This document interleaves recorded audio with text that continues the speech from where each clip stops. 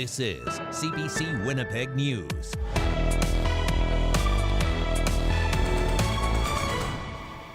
Good evening. Thanks for joining us. Janet Stewart is busy tonight preparing for our provincial election coverage.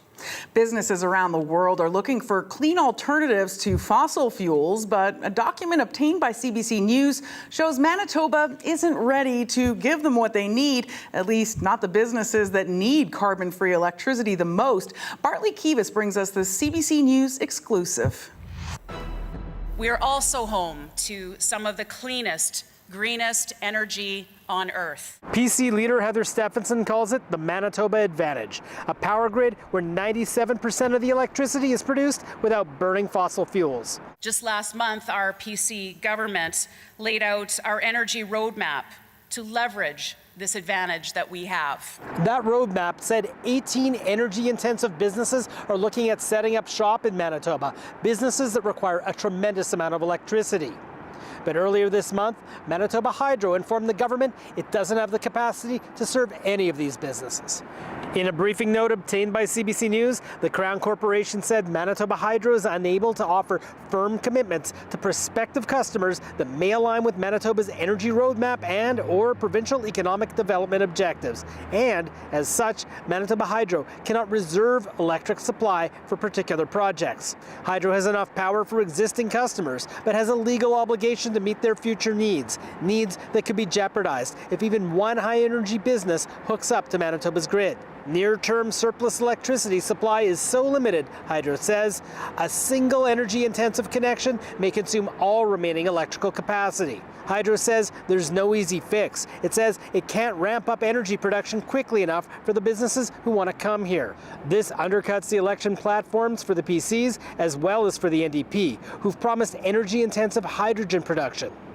St. James NDP candidate Adrian Sala blames the PCs for this. As a result of their failure to ensure that we have adequate energy supplies to meet the needs of our growing economy, we now are turning away businesses who want to set up shop here in Manitoba and invest. Steinbach PC candidate Kelvin Gertson suggested he's not worried. But we also know that things change a lot and very quickly when it comes to hydro and the demand for power. Hydro hopes wind power will meet its future needs instead of building another big, expensive dam along the Nelson River. Bartley Kivas, CBC News, Winnipeg.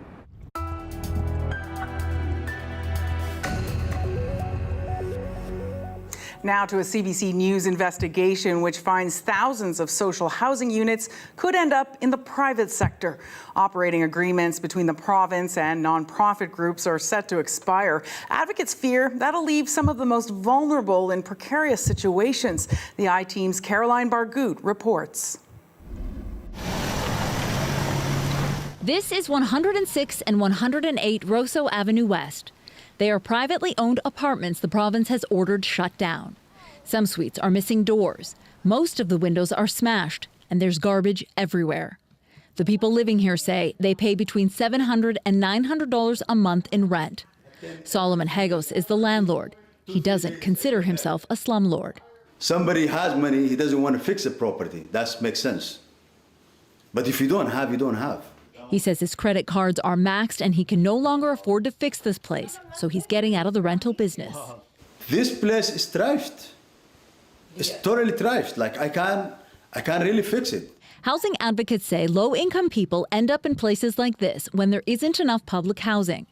Shauna McKinnon is a University of Winnipeg professor in the Department of Urban and Inner City Studies. She's also involved with the Right to Housing Coalition. People go into the development and delivery of rental housing to make a profit, and there's no profit to be made from housing that is provided for people in very low incomes. To try and bridge the gap, the province partners with some nonprofits to offer other affordable options. There are 200 not-for-profits that provide low-income housing to Manitobans. The province has operating agreements with many of them. That allows the groups to own and operate the buildings while receiving a government subsidy. The province also pays for major fixes, like if an elevator needs repairing or a roof needs replacing. Once the mortgages are paid off, the government's involvement ends, but so does the subsidy. Dozens of operating agreements are set to expire soon, and that has housing advocates concerned. Christina Mays-Nino is the executive director of the Manitoba Nonprofit Housing Association. She says without the subsidy, The organizations can't afford to keep offering low rents. The idea at the time was, well, if you don't have the debt, then you can continue operating the building. But it didn't take into account that the organizations never built up they were never allowed to make the major capital repair needs or build up a capital reserve that is now required. She said most of these buildings were built in the 1980s and 1990s and will need a lot of improvements. But the not-for-profits won't be able to fix anything without increasing the rent. The only other alternatives are to not do repairs and let the buildings deteriorate or sell the buildings to the private sector. If we lose that affordable housing, if we lose that rent geared to income housing, that means that someone who's in very low income can't afford the rent. They need to find somewhere else. And with this happening at a great scale, there's not going to be anywhere else.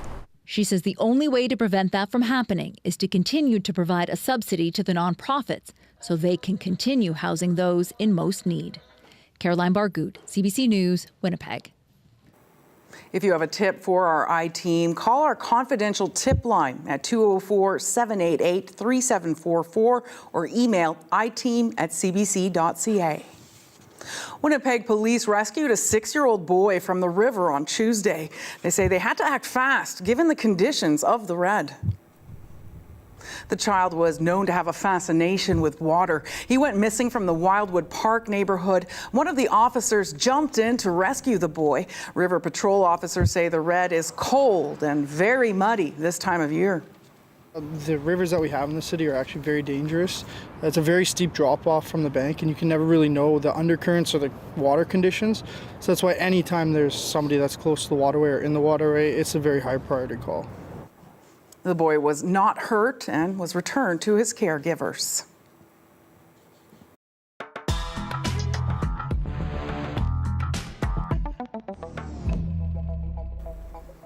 It's been 4 years since thousands of Manitoba youth rallied at the legislature calling for action on climate change. Many of those young people are now set to cast their first votes and wonder why they haven't heard more about climate in this election.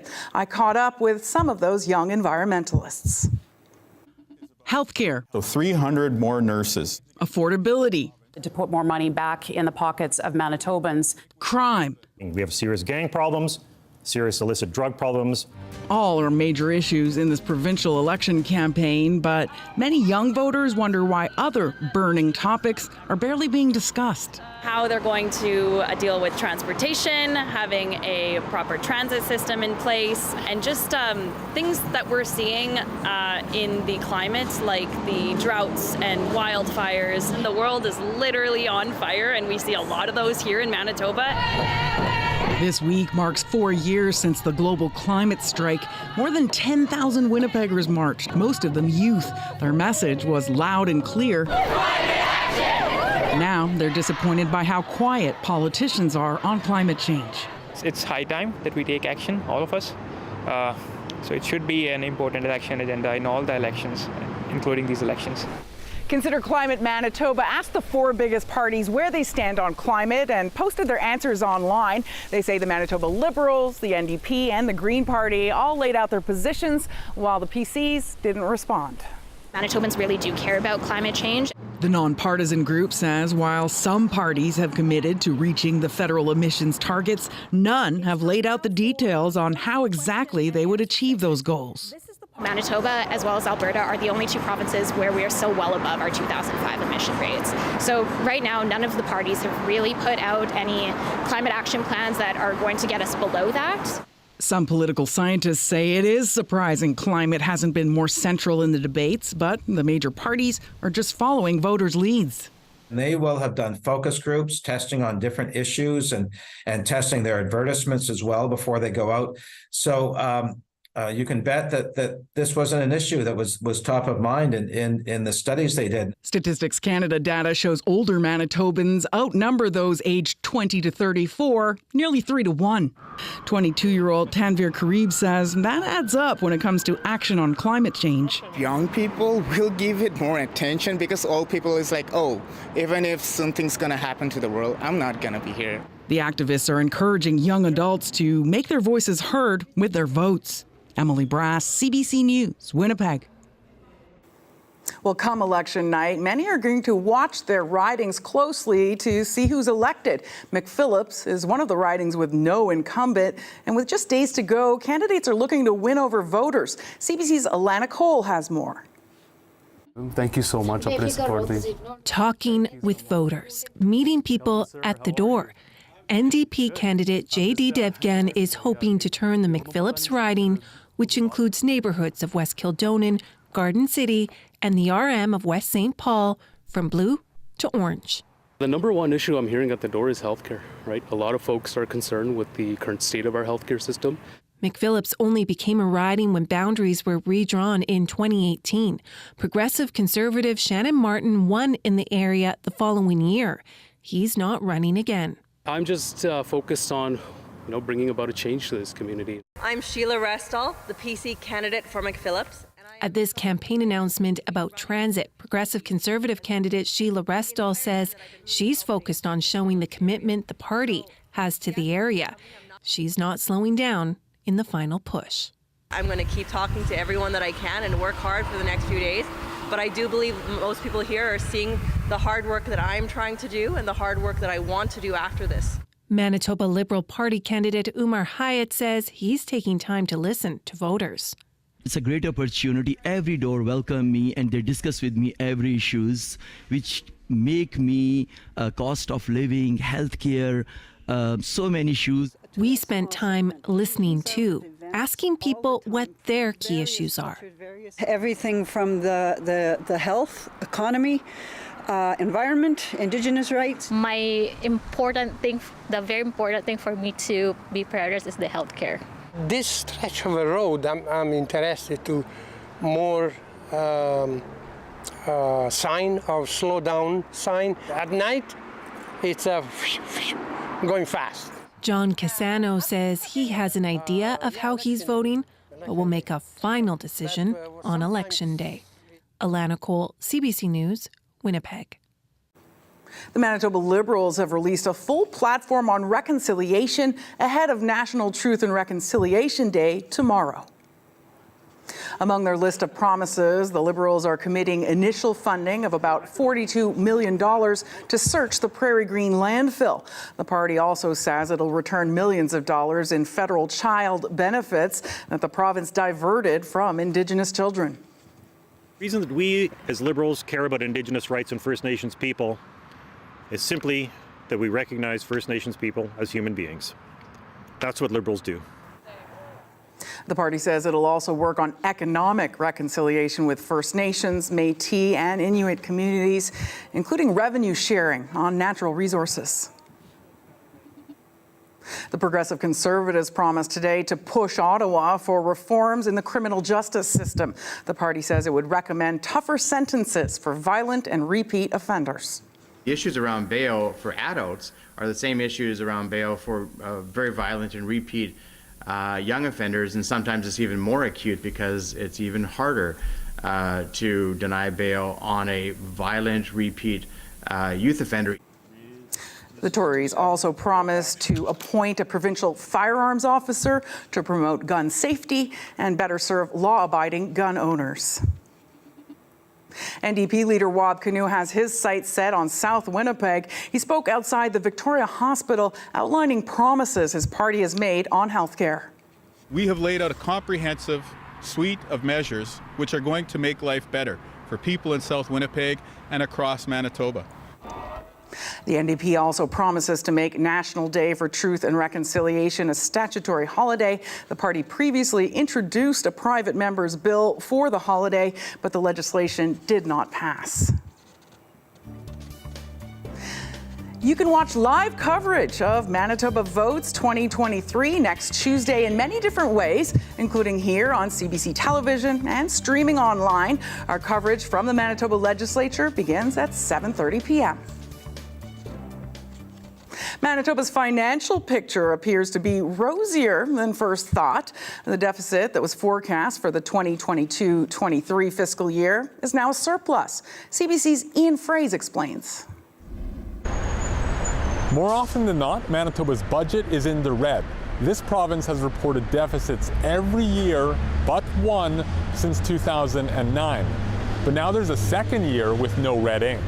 On Friday, finance officials announced the final audited numbers for the 2022-23 fiscal year show a surplus.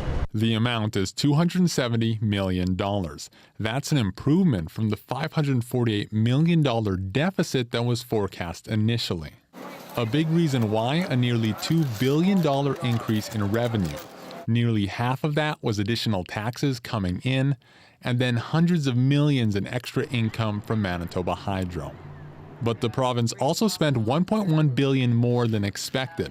They sent out affordability checks, helped Ukrainian newcomers, and gave higher wages to some workers like healthcare staff. Shannon Martin is speaking for the incumbent Progressive Conservatives. It shows one thing, that a government can actually walk and chew gum at the same time. We can make those critical, historic investments in healthcare and education while at the same time ensuring that we are moving on another key priority of Manitobans, and that's affordability. Other political parties weren't as charitable in their assessment. I think it's very telling that the PCs had a huge amount of money at their disposal, and they did not use it to help you and your family. They've received record increases in transfers from the federal government, and they haven't passed it on to Manitobans. And we're seeing the results. We're seeing the results in a broken healthcare system, a downtown, that's got serious issues. In 2020, Manitoba briefly posted a surplus of $5 million, but then the pandemic wiped that out. Ian Fraze, CBC News, Winnipeg. RCMP are looking for help identifying a teenage girl. She died yesterday after being hit on Highway 15 near Dugald. The driver stayed at the scene until emergency crews arrived. RCMP say the girl is about 5'6" with short black hair. They say she looks around 14 or 15 years old and 100 pounds. She was wearing a gray sweater and sweatpants. Anyone who knows who she might be is asked to contact RCMP. One of two people charged has pleaded guilty to handing out cannabis candies to Winnipeg trick-or-treaters. Tammy Segurder was charged after parents found cannabis edibles last fall in kids' Halloween candy. Children as young as 6 got the candy in South Tuxedo. She pleaded guilty to 2 charges related to inadvertently providing the items. The case of her co-accused is still before the court. The football team at Oak Park High School in Winnipeg are wearing special jerseys for today's game. 2 of the team's Indigenous players designed the jerseys to mark National Truth and Reconciliation Day tomorrow. CBC caught up with one of the players. Dawson Andrews from Dakota Teepee First Nation helped create the special gear. We have a blue base color and we have Northern Lights going through it.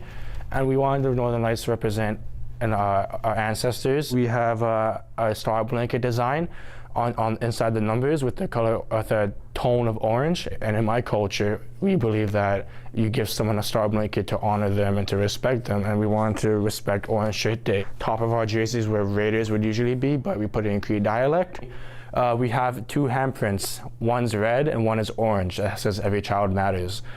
And we wanted to put these 2 handprints on our back. I like to think of it as a way we can respect them, honor them, and show that we're always carrying their hurt and problems on our back. My father was a residential school survivor himself, so I wanted to respect my dad, and it feels awesome to wear these colors on my jersey, the designs, the logos, because I know he wouldn't be able to walk down the street back then where he was growing up in residential school and wear something like this, because he would obviously get punished for it. So yeah, wearing these jerseys is an amazing feeling.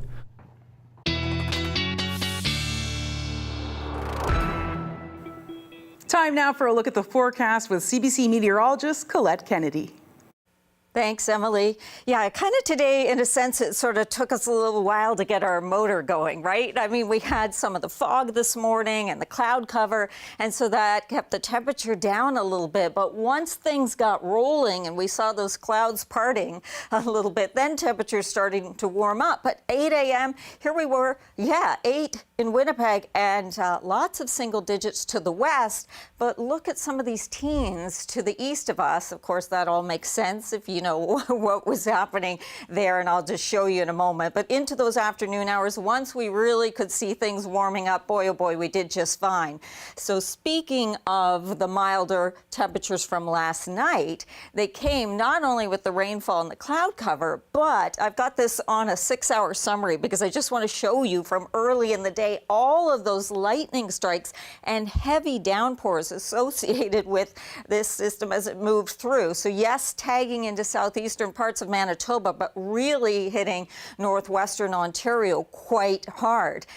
Otherwise, we get into a little bit of, this break as we have this nice ridge of high pressure that continues to kind of push in, knows its way in, but there's still some instability back to the west of us. And with that, we're going to see things changing, not so much tomorrow, but as we get towards tomorrow night and into Sunday.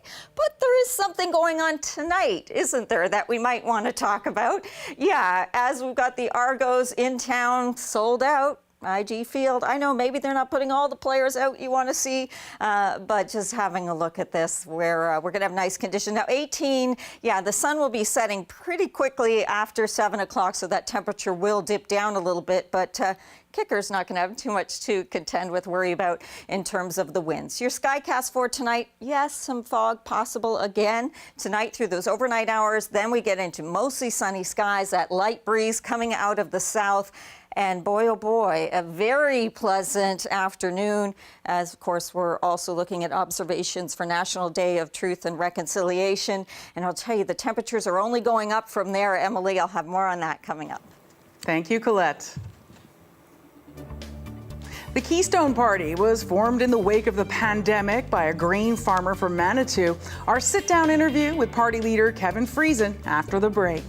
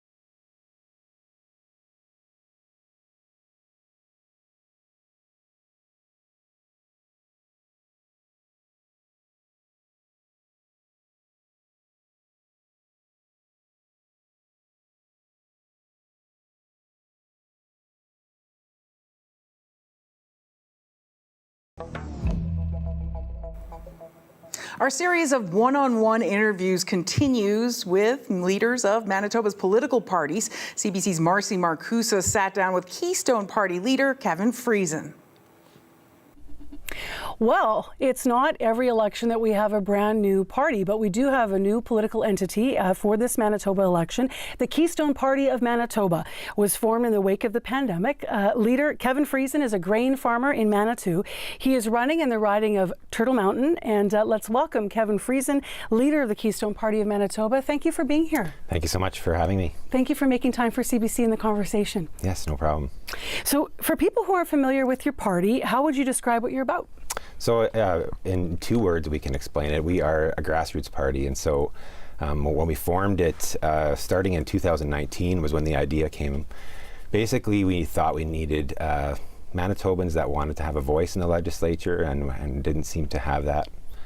Grassroots movement was needed, and so that's why we did what we did. I know that your website, when it describes the party, says, quote, "It's dedicated to assisting you in upholding the rights and freedoms of all Manitobans," end quote. What specifically do you mean by that? As far as rights and freedoms, like I said, when we formed the party, so many people were telling us that my MLA will talk to me 1 month before the election. At this time of the year, they want to, of the election cycle, they want to talk to their constituents, but they just found it was really hard to get a voice in what was talking. So a freedom of talking to your politicians, of having a more open conversation with them, but also a freedom of perhaps the tentacles of the government being into every single portion of our lives. And that's a huge part about us. One of our principles is becoming a smaller, less intrusive government. And so that's the freedoms we're talking about.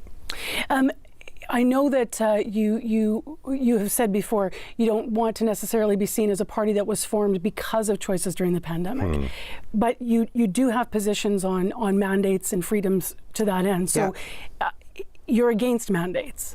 I would say, well, I'm actually for the mandates of an MLA talking to their constituent, but I'm against the mandate of not allowing people to use their God-given rights and the God-given brains that they've been given. And so not all the mandates were necessary, we didn't think, but once again, as you said, not a reason that we started the party. It just kind of happened as we were getting the idea going. So if the world were facing another pandemic and vaccines and lockdowns were mandated, what would you do if you were in office?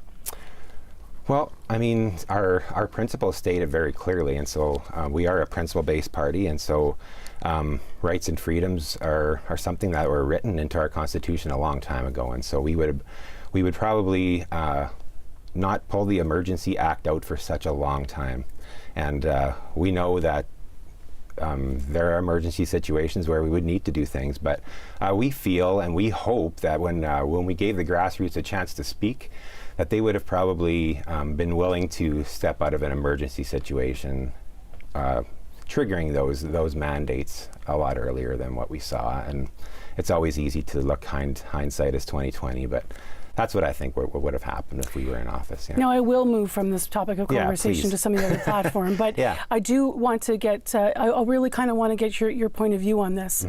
Would you wear a mask if it protected someone else? Would you get a vaccine to protect someone else, or so I'm a science-based person. Went to university, took agriculture science, and so personally, I have a hard time believing that every person should wear a mask, and I think that there were some people that actually had real mental problems because of wearing it. If I knew that it would protect someone else, I would probably do that. I'm just really struggling myself, and it's not a party position, but I really struggle with my own science-based thoughts on how you would stop some of those things we are trying to stop with a mask. So. Willing to do it, but I don't know if it would have helped in a lot of the situations. Yeah. No, I understand that's your position, and you said personally, but the vast majority of scientific opinion doesn't support what you're saying. But your position's your position, and we do want to move to some other things here. So let's talk about agriculture, which is, of course, your life. It's important to Manitoba's economy, of course. It's critical. As a producer yourself, how valued do you think that farming is by politicians and governments here? I mean, even past and present? Yeah, like I mean, so we look at the numbers. So 8% of our GDP is agriculture in Manitoba, and I find it really interesting that you're looking at a lot of the parties' platforms on agriculture, and they're not exactly talking about protecting the agriculture producer. That being said, a lot of agriculture producers in the last 3, 4, 5, maybe even 10 years have been done very well. They are a huge tax base for the province of Manitoba, but that needs to be protected, and obviously as a farmer myself, I see the ways that we can protect that, and that's probably not able to be explained in 10 minutes, but there's a lot of... Give us one. So I think the best way we can is I think the family cow-calf operation, I think would be the one that I think needs protecting right now, and it's in dire straits. I see in our area so many cow-calf family farms that are maybe not getting passed to the next generation. There just doesn't seem to be the economic benefit that there was before. How do you protect it? I don't like subsidies, I'll be honest with you. I don't think subsidies are a great way. One of my favorite sayings is the government can't give you anything that they haven't taken from you first, and so I find subsidies fall in that department. But I think first of all, property rights would be a great way of protecting a lot of these family farms. Incentives for them producing feeders to the next part of the family chain, and I don't find that some of the federal programs like Agri-Stability and Agri-Invest necessarily do support the strictly cow-calf operations. So, when your party launched in July of, you were hoping last year when you officially launched, you were hoping to field candidates in all 57 constituencies. Yeah. How disappointing is it that you only managed to get a handful? Yeah, so I mean, there was a few of us on the board at the time, I think, that had this pie-in-the-sky goal. However, when you're running a grassroots party and you're trying to get the grassroots of Manitoba involved, it's more up to them than up to us whether we push for candidates. So I'm really proud that we're running 5 candidates.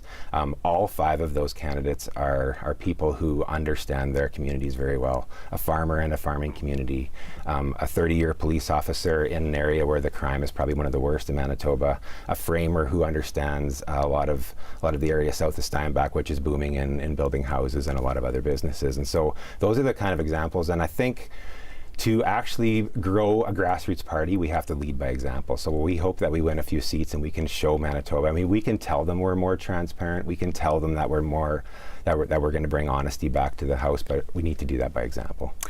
Your party pledges to stop funding school boards and says that parents should have approval in the creation and adoption of school curricula. Mm-hmm. How do you see that working? So the education department, we just find that there's a lot of distractions, I think, that are hindering our kids from learning what they need to learn, and so we don't think it's a money problem.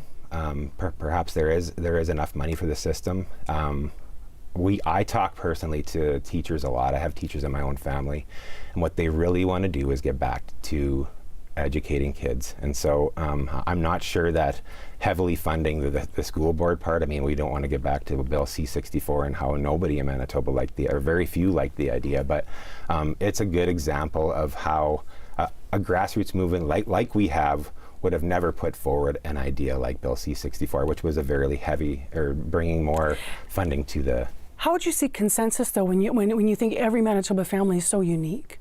Yeah, they're very unique, and that's why we need to get them engaged in what we're doing. And so the way the Keystone Party model works is if you look at how the Constitution was written, your idea gets brought to a constituency association, that idea gets brought to the next level, which is our 13 area boards, eventually getting to the politicians who basically need to speak for their constituents, and that's how the model works. And I think that's how we get the diverse amount of people that will speak for their area, speak for themselves. Yeah. I've seen you comment on this before. You really, you almost have a physical reaction when you're compared to any extremist group on the right. You really don't want to be seen as extreme. Can you tell me a bit about that?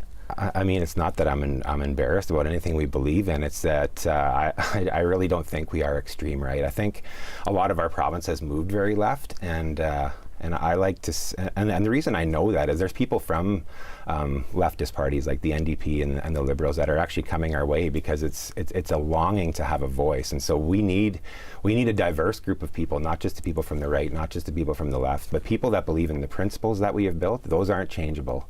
those principles are pretty much set in stone and very hard to change. And so we need people from all sides to be a part of us. And just last, having said that, how much are you counting on people who are unhappy with pandemic policies to vote for your party? It's not something we're focusing on. We're hoping we can move on and we can build this party because of the principles we're standing on, not because of something that happened. The timing issue of when we actually launched the party is unfortunate, that it makes us look a party that was started in the wake. But yeah, join us because you believe in the principles. Join us because you believe in speaking your genius inside of you to politics, not for the reason of a pandemic reason or an extreme right or left reason. Kevin Friesen, good luck on October 3rd. Thank you very much. Thank you, Marcy. Appreciate it. Yep. Coming up, U.S. Senator Dianne Feinstein has died. She was a champion of gun control, environmental protection, and reproductive rights. We're back in just a moment.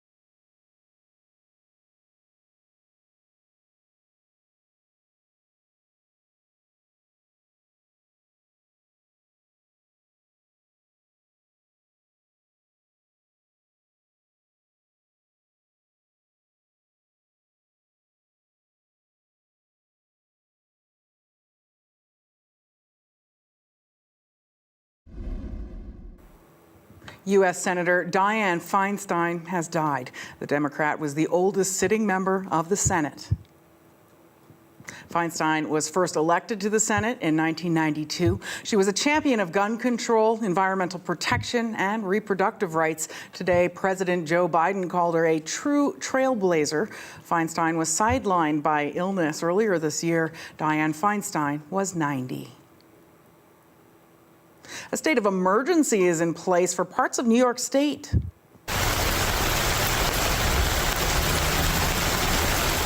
Brooklyn got drenched with a month's worth of rain in 3 hours. Subway lines and a terminal at LaGuardia Airport were shut down, and Central Park recorded the second highest hourly rainfall in 80 years.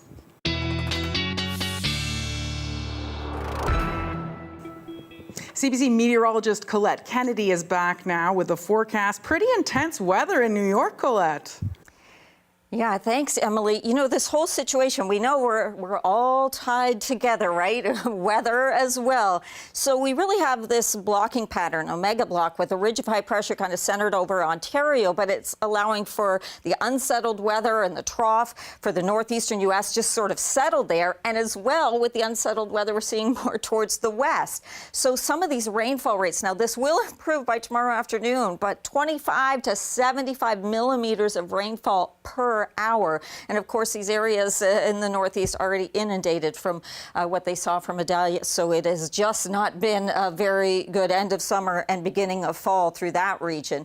Now, we're getting a little bit of a break, and also we kind of slid through with heavier rains into the southeast, but really into northwestern Ontario there. Now, what we get into is that we see the clear skies tonight. Now, there is some fog development, again, like we saw last night, but otherwise we're pretty good through the day tomorrow. There will be cloud cover certainly central and north, and also for a time to the west, but then we'll see tomorrow night that chance for some showers or thunderstorms starting to roll in, and it makes things a bit unsettled Sunday, but especially earlier in the day for Winnipeg. It remains unsettled, though. You can see a little bit further, again, towards kind of central northern parts of the province. In terms of the rainfall amounts, when you get into a situation where it's somewhat scattered in nature, or you get bands, it can be localized with heavier amounts, but in that neighborhood of 5 to 10 millimeters. And I do want you to be aware that the smoke forecast, we're still looking at surface smoke being stronger or denser, again, really towards central areas. It's much worse just to the west into Saskatchewan, but we're still dealing with it here as well. Sunset tonight and your sunrise for tomorrow. Yes, our daylight hours are getting a little bit shorter, but look at what we'll see when we do have that daylight tomorrow. 24 mostly sunny skies. Look at that bump up into Sunday, even if there will be some showers, and then slightly cooler Monday. I'll have the whole extended forecast coming up shortly. Thanks, Colette. Still ahead, the National Centre for Truth and Reconciliation continues to update the registry of names of children who died in residential schools. The story of one child coming up next.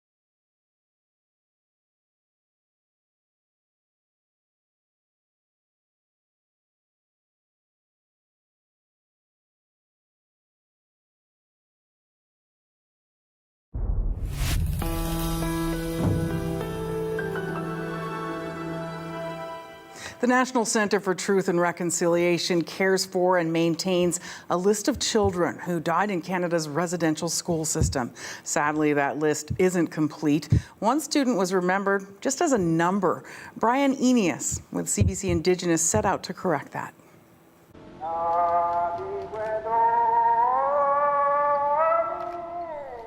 It's 50 meters long. Printed on it are roughly 2,800 names. The National Student Memorial Register is a visual and tangible way for the world to grasp how many kids died at Canada's residential schools. But there are at least two numbers, not names, numbers. Maybe you remember reading about Indian Girl 237 in the news. The name, if we can even call it that, almost perfectly captures just how cold and cruel the residential school system was with children and their names. But what is the story behind the girl and how she was remembered as just a number? And who does she belong to? The harms and atrocities committed against Indigenous people inside Canada's residential school system are well documented. Among those harms, a legacy of erasure by these so-called schools. Some children were given more anglicized names, while others were given nothing more than numbers. And that's caused a lot of problems for those seeking answers and looking to memorialize loved ones who never came home. In order to find Indian Girl 237's name, it meant months of research, cross-referencing community records and digging through federal archives, which included hundreds of documents like school summary reports, correspondences between school and government officials and families, and death certificates and death reports. With confidence, we know Indian Girl 237 is Letitia John.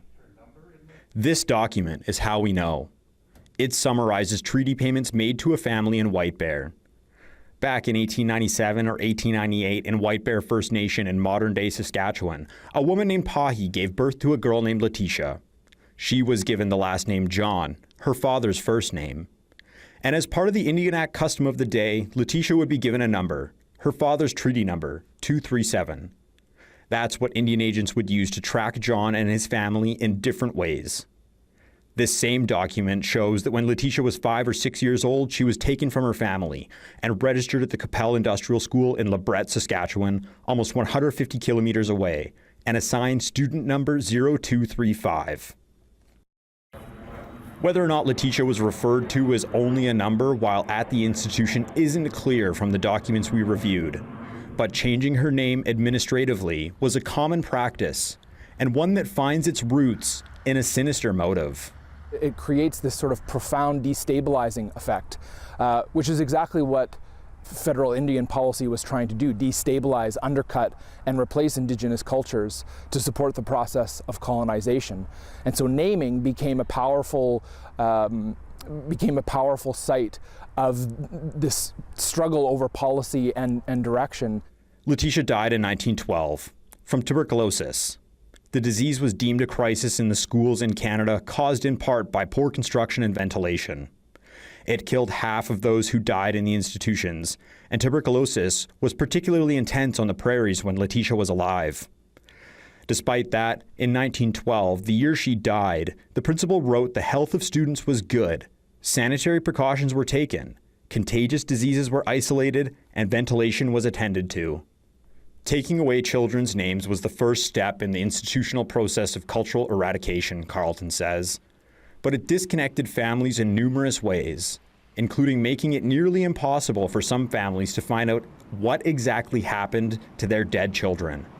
And it's impacting our understanding of the institutions today, too. It makes it very difficult to go back into the records and find out, who's who, where did they attend, for how long. All of these complications in the records makes it very difficult to understand survivors' experience. In 2015, after the Truth and Reconciliation Commission's final report on residential schools came out, the National Centre for Truth and Reconciliation was tasked with creating a registry of names of children who died at residential schools.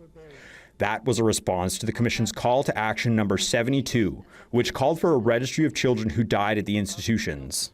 The National Centre created and released the National Residential School Student Death Register online and in physical form back in 2019, but with a caveat.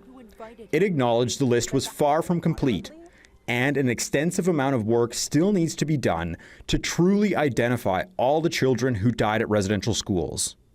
Today, that message is the same. As our knowledge increases, as the investigations continue, when we get a better understanding of who was lost and the circumstances of that loss, we will continue to add to that. So, how do we know that the girl named in the White Bear Treaty Annuity Doc is the same girl who died at Qu'Appelle? Her treaty number 237 was found in an administrative correspondence between the industrial school and the federal Indian agent marking a student's death. The same letter only referred to Letitia as Indian Girl number 237 from White Bear's Band, the White Bear First Nation in modern day. That's how the NCTR was able to identify her on its registry.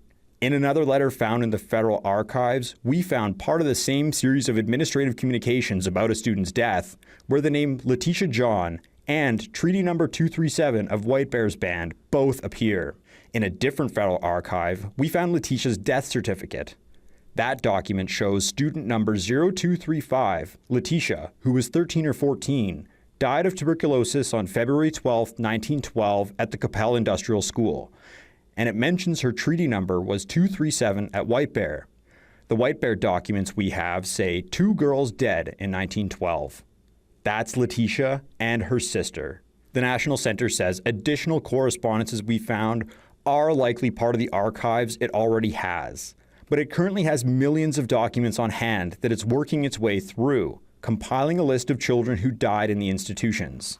I shared news of our findings with White Bear Cree Nation on the eve of the community's first ever National Day for Truth and Reconciliation gathering in 2021. We come from a place that has much history, and to be able to move forward, we need to address some of that. So it's only fitting that we have this privilege, because of others' research to bring closure. Identifying and naming those who died at residential schools is important for the chief at the time, Annette Lone Child.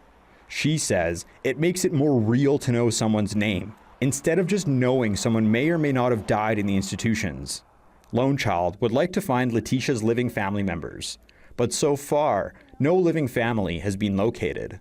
But I do believe in the families, and that they know their people and they know who they've left behind.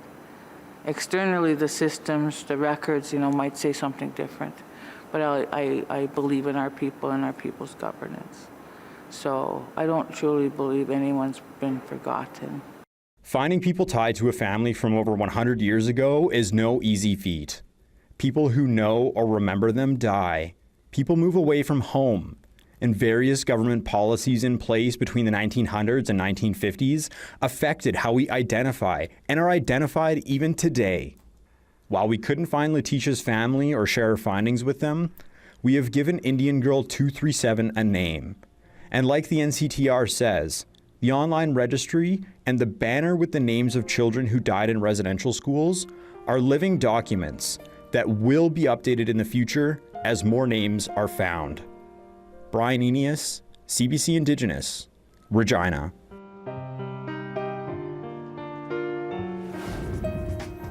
The 7-day forecast is next. Stay with us.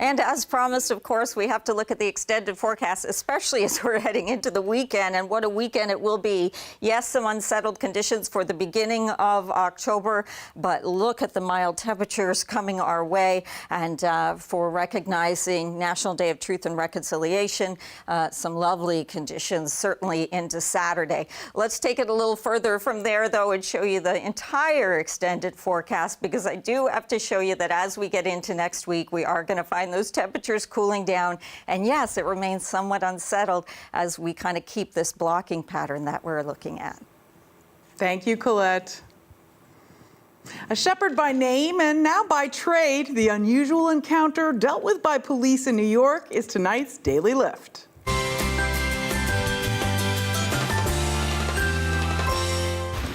Come on, go. Police in New York turned to their German Shepherd canine named Pietro to deal with this unruly crowd. A homeowner had rented a herd of goats to do some yard work, but the 30 animals escaped. Luckily, Pietro was able to round them up. His usual missions include sniffing out hidden narcotics and tracking down missing people. That was CBC Winnipeg News. Good night.